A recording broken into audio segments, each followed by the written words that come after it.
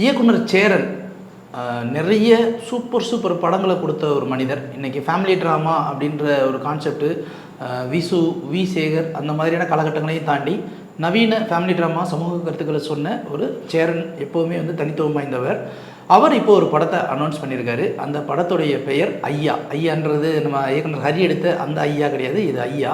இது என்னென்னா ஒரு பயோபிக். யாருடைய பயோபிக் அப்படின்னா பாட்டாளி மக்கள் கட்சியின் நிறுவனரான டாக்டர் பி.கே. ராமதாஸ் ஐயா அவர்களுடையது பயோபிக். இது அனௌன்ஸ்மெண்ட்டில் முக்கியமான ஒரு விஷயம்னா இன்றைக்கி அவருடைய பிறந்த நாள், 87வது பிறந்த நாள்.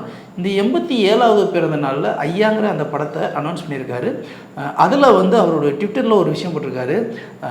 அதாவது இனமான விடுதலைக்காக போராடிய தலைவரின் வரலாறு இது வரைக்கும் மக்கள் புத்தகத்தில் படிச்சுட்டு இருந்தாங்க, இனிமேல் காட்சிகளில் படமாக பார்ப்பாங்க அப்படின்னு ஒரு ட்விட்டும் போட்டிருக்காரு.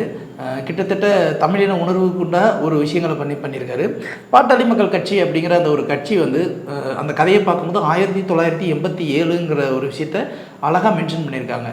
1987 ஏன் மென்ஷன் பண்ணணும், அதுவும் அவருடைய 87வது பிறந்த நாளில் அப்படின்னு பார்க்கும்போது அப்போ தான் பாட்டாளி மக்கள் கட்சி வன்னியர் சமுதாய மக்கள் அவங்களுடைய வாழ்வாதாரம் மற்றபடி ரிசர்வேஷன் கோட்டா 20% வேணும் அப்படின்னு சொல்லிட்டு அன்றைய முதலமைச்சராக இருந்த கலைஞர் மு கருணாநிதி கிட்ட ஒரு கோரிக்கையை வைத்து அதற்காக ஒரு மிகப்பெரிய போராட்டத்தை முன்னெடுத்தவர் டாக்டர் பி.கே. ராமதாஸ் ஐயா அப்படிங்கிறது சொல்லப்படுது.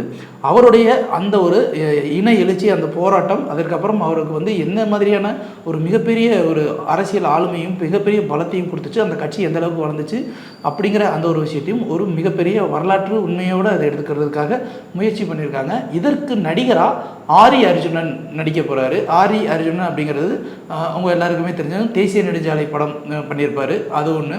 அதுக்கப்புறம் மாயாங்கிற படத்தில் பண்ணியிருக்காரு. இப்போ ஆங்கரிங் பண்ணிக்கிட்டு இருக்காரு, பிக் பாஸ் வின்னர், இந்த மாதிரி சமூக கருத்துக்கள் நிறையா பேசுகிறவர்.